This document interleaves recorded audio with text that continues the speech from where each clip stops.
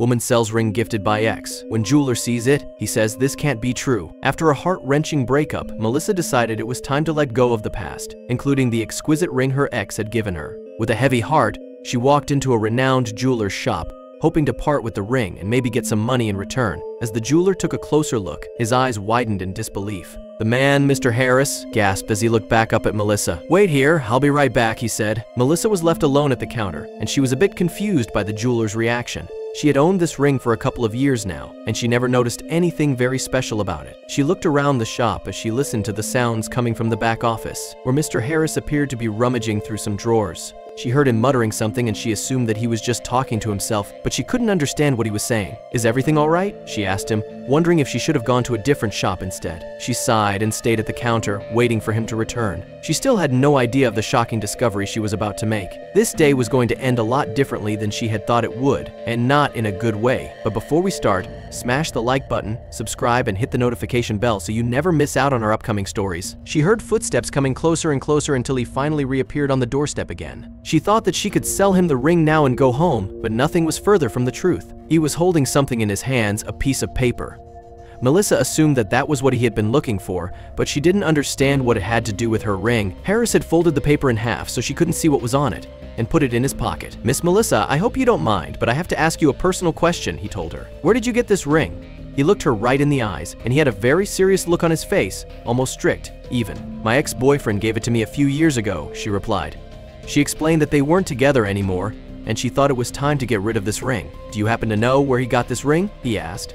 Carefully formulating his question, Melissa shook her head and told him she had always assumed he had bought it at a jewelry store. Melissa was lost in thought when she heard the bell ring again, signaling that another customer had entered the shop. She didn't look up to see who had walked in this time, and that was why she hadn't seen that it was a police officer. She was surprised and she didn't understand what was happening for a moment. The officer walked over to her and said, "Madam, I'm afraid you have to come to the station with me." Melissa couldn't believe what she was hearing. "Why? I haven't done anything," she exclaimed. However, the officer wouldn't listen to her and he was very insistent. Melissa scoffed. She didn't even know what this was about. "At least tell me why." "What do you think I've done? I have never been arrested for anything before in my life," she exclaimed, thinking this all had to be a huge mistake. Melissa realized that this man was being serious, and she decided just to do what he said. She knew she hadn't done anything wrong, and if she explained it to them at the station, they would have to believe her. "And for clarification, I am not arresting you yet. I am just taking you to the station to ask you some questions. If you can prove you haven't done anything wrong, we will let you go." Melissa's eyes filled with tears as she followed the cop to his car and took a place in the back seat. She felt so embarrassed. People had been looking at her outside, and they probably thought she was a thief. She wiped her tears and tried to calm herself down, but that was difficult, seeing as she had no idea what was going on. The officer brought Melissa to the police station, quietly guiding her through a dark hallway to an interrogation room. She looked around the room, feeling nervous and not knowing what to expect. She followed the rules and the law, and she had never even gotten so much as a parking ticket. She couldn't think of anything she had done that she needed to be interrogated for, and yet, here she was. However, she didn't have much time to think. The door opened again, and the same officer from before entered. This time, he had brought a colleague. "Hi, Melissa. I am Officer Davis. I see you've already met my colleague, Officer Johnson. I want you to tell us about that ring." Melissa was stunned when Officer Davis mentioned the ring, realizing that it was the reason for her interrogation. She explained, still confused, that her ex-boyfriend had given it to her just before betraying her. Officer Davis asked Melissa if she knew when or where her ex had gotten the ring, but she admitted she had no idea, frustrated and desperate for answers. Taking a deep breath, Davis acknowledged her confusion and explained that the ring wasn't just ordinary jewelry. Officer Johnson added that it was a rare artifact with deep historical roots, valued not only for its materials but for its powerful legacy. Melissa, anxious and intrigued, realized the ring held far more significance than she had ever imagined. It's been passed down through generations, representing a lineage of power and wealth. Its monetary value is immense, but its historical significance is even greater. The reason we're involved is that this ring was reported stolen from the Metropolitan Museum 2 years ago. It was part of a temporary exhibit showcasing royal artifacts. Melissa's heart raced. Stolen? But how did it end up with me? The officers exchanged a glance, realizing the depth of the situation. "Mr. Harris, the jeweler you visited has a keen interest in historical artifacts. He remembered reading about the theft in a trade magazine. When you presented the ring to him, he recognized it immediately." Melissa felt a sinking feeling in her stomach, but let me be clear. We don't believe you had any part in the theft. Your reactions, your genuine confusion, it all points to your innocence. However, we need to find out how this ring ended up in your possession. It's crucial to solve this mystery and bring the real culprits to justice. Melissa nodded, determined to help in any way she could. As the officers continued explaining the ring's significance, a memory flashed in Melissa's mind. She remembered Steve's odd reaction when she'd once asked about the ring's origin. His evasiveness, the way he'd quickly changed the subject, it all began to make sense. Melissa hesitated, then began recounting certain incidents. There were times when Steve would disappear without explanation. He had a small collection of antiques, always vague about their origins. She recalled a particular evening when he'd come home, a triumphant gleam in his eyes, clutching a small box, the same box that held the ring. The pieces of the puzzle were falling into place. Gathering her courage, Melissa looked the officers in the eyes. I think Steve knows more than he ever let on. He might be our only lead to uncover the truth behind the ring's journey. The officers exchanged glances, realizing the gravity of her statement. If Steve is involved, we need to approach this carefully, Officer Davis murmured. The room was thick with tension as they began to strategize. We need a confession, something concrete, Officer Johnson stated. What if we set up a meeting? Wire Melissa, get her to talk to Steve and see if he spills anything? Officer Davis pondered the idea, weighing the risks. It's dangerous, but it might be our best shot. Melissa felt a whirlwind of emotions. The thought of facing Steve, especially under these circumstances, was daunting. Taking a deep breath, she nodded. I'll do it, she said, determination evident in her voice. The officers nodded in agreement, appreciating her bravery. Officer Davis cleared his throat, his expression serious as he warned Melissa about the risks involved. If Steve was truly linked to the theft, he might react defensively or even become aggressive. Melissa felt a chill, understanding the potential danger. Officer Johnson tried to reassure her, explaining that they would monitor everything closely and intervene if needed.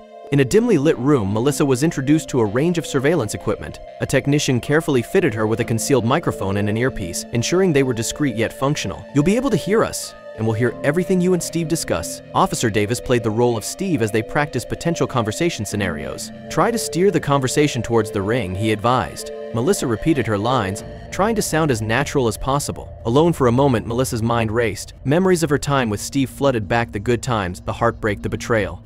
She felt a pang of sadness, anger, and apprehension. Can I really do this? She wondered. Taking deep breaths, she tried to center herself, reminding herself of the importance of her mission. The officers gathered around Melissa, maps and communication devices spread out on the table. At the first sign of trouble, we'll move in, Officer Johnson detailed. Officer Davis added, trust your instincts, Melissa. And remember, we've got your back. Melissa nodded, taking one last deep breath as she prepared to face her past. With trembling fingers, Melissa typed out a message to Steve. Hey, it's been a while. Fancy catching up over a drink. The message was out, and the ball was now in Steve's court. It didn't take long. Almost immediately, her phone buzzed with a new message. Would love to catch up. When and where? Melissa could sense Steve's enthusiasm, even through the text. It was clear he was eager, maybe even hopeful, about their reunion. Melissa pondered for a moment. She needed somewhere familiar, somewhere they'd shared memories. How about O'Malley's? 8 p.m., she typed. The bar held significance for them. It was where they celebrated anniversaries and shared countless dates. It would be the perfect setting to make Steve feel at ease. Unbeknownst to the regular patrons, O'Malley's had some additional visitors that evening. Officers Davis and Johnson, along with a few undercover colleagues, discreetly took positions around the bar. They had a clear view of Melissa's table and ensured all exits were covered. The dim lighting of O'Malley's cast a nostalgic glow as Melissa spotted Steve at the bar. Their eyes met,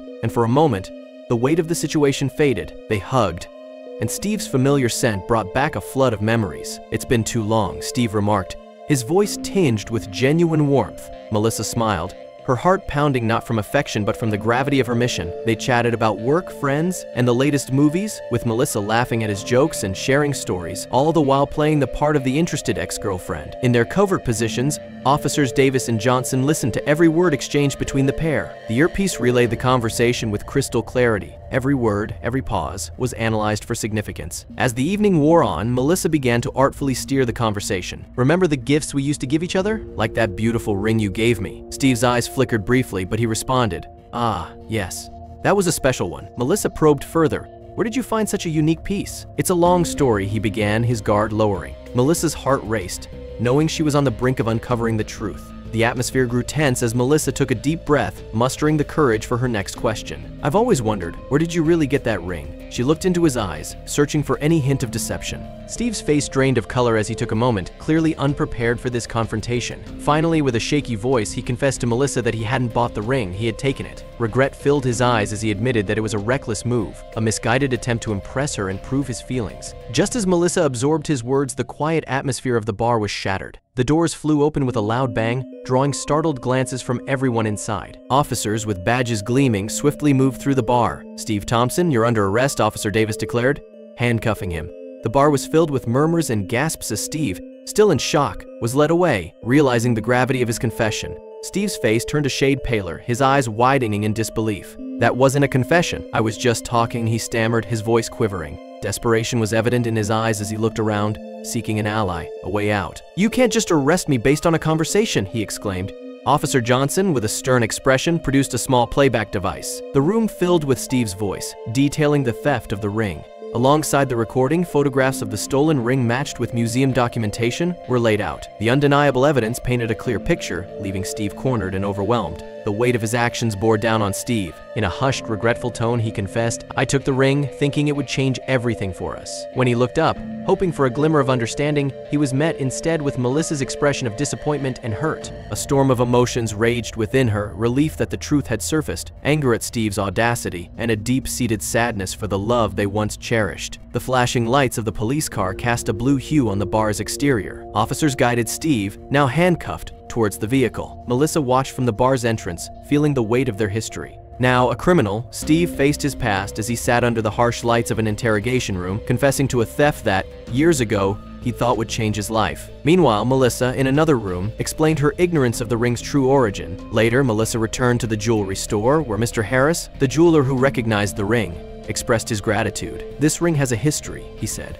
"and thanks to you, it's finally back." The museum, filled with officials and visitors, celebrated the ring's return, appreciating Melissa's role. News outlets hailed her as a local heroine. Reflecting on her experience, Melissa began to trust her intuition. Determined not to let her past define her, she sought therapy, took up new hobbies, and focused on self-discovery. Embracing her independence, she filled her life with adventures and new beginnings, leaving behind the shadows of the past. As months passed, Melissa felt stronger. The ring, the theft, and Steve were now just chapters in her story.